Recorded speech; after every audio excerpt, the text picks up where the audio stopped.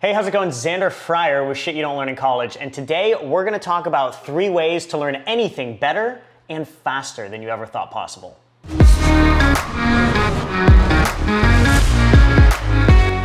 If you were given a genie in a lamp and you had one wish, and only one wish, but that wish could be anything, what would you wish? Well, it'd be pretty obvious, right? You'd wish for more wishes. Well, what if you could only learn one thing?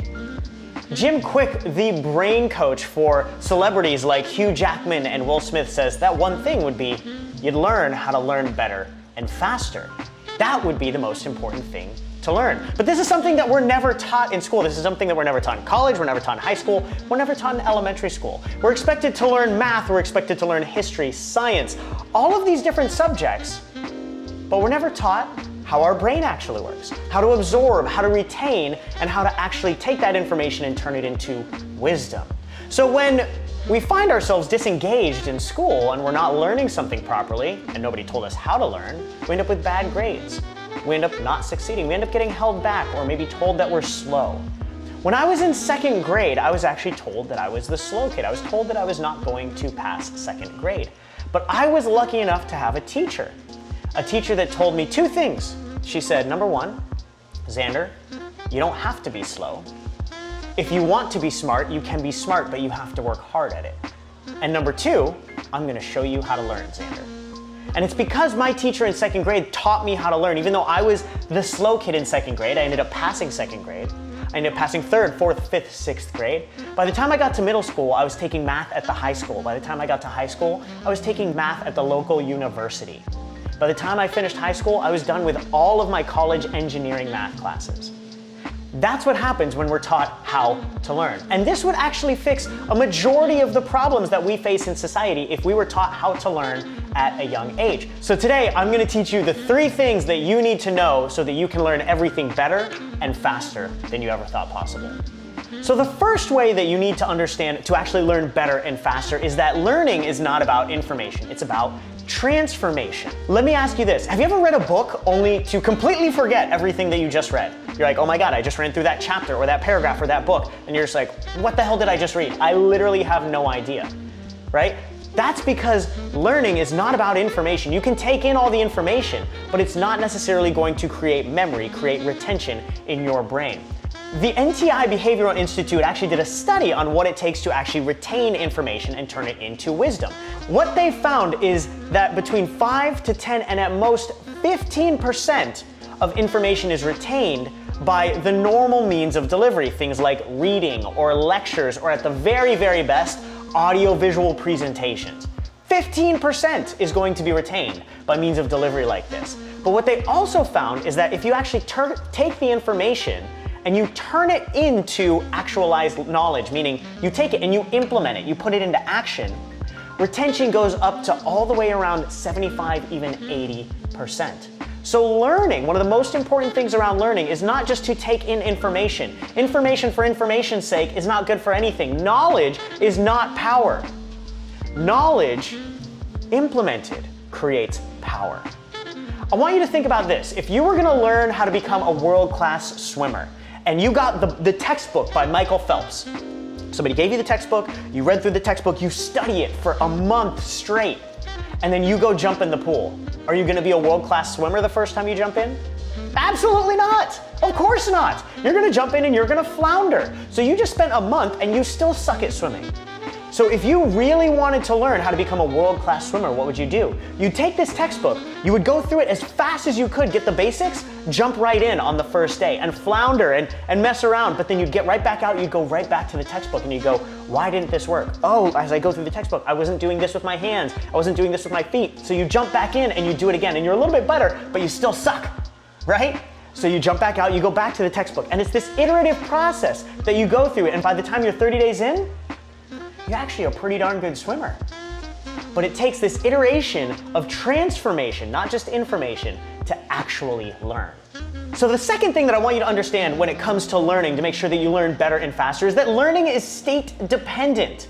If you're bored, on a scale of 1 to 10, what level of emotion is that?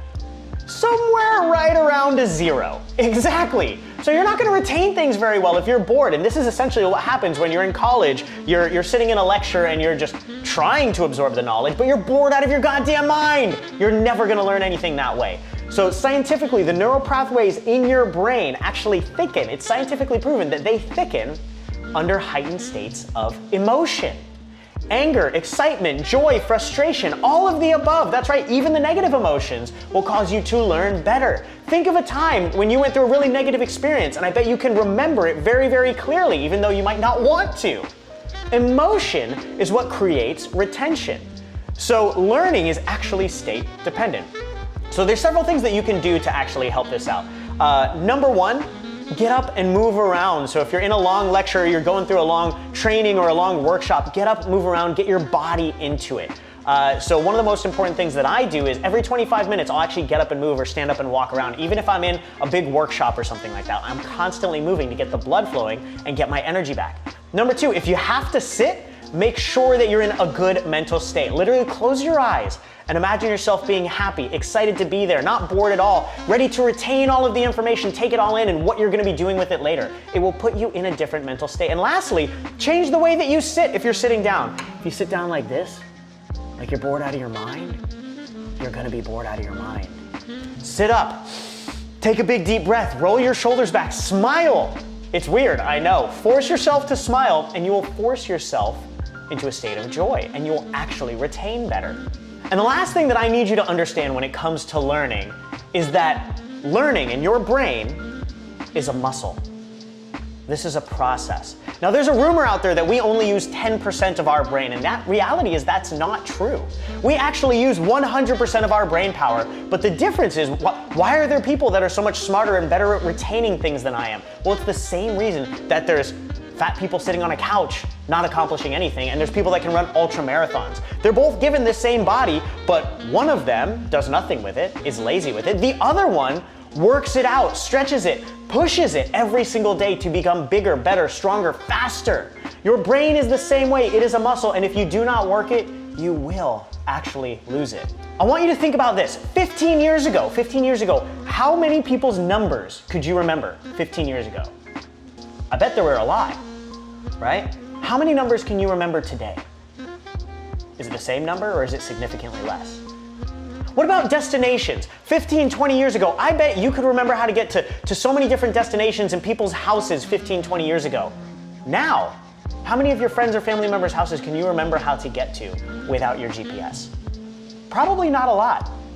Digital delegation is actually one of the most dangerous things when it comes to mental strength. We now take everything that our brain used to do and we put it onto our laptops and onto our cell phones so that we don't have to do it anymore. Now, this can be really helpful when it comes to focus and productivity, but it can also be really detrimental because our mental muscle will start to atrophy.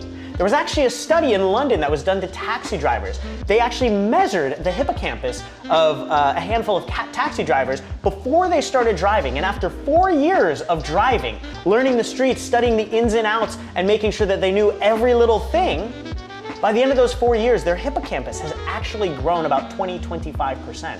Their brain is actually a muscle, increasing in size and capacity as it gets used. So I want you to ask yourself, are you using your mental muscle? Now the truth is, you don't have to start by just running a marathon right off the bat. But if you ever want to be able to run a marathon, you do have to start by running a lap around the block. So you can start today by doing something simple. Maybe just going in your phone today and memorizing 2 people's numbers. Maybe just figuring out how to get to one person's house without your GPS the next time you go for a drive. Something simple like that to get you started. And if you do little things like this every single day, every single week, you will start to flex that mental muscle and you will make sure that you actually get there. Every time I go for a drive to a new place, I first try and see if I can get there without my GPS.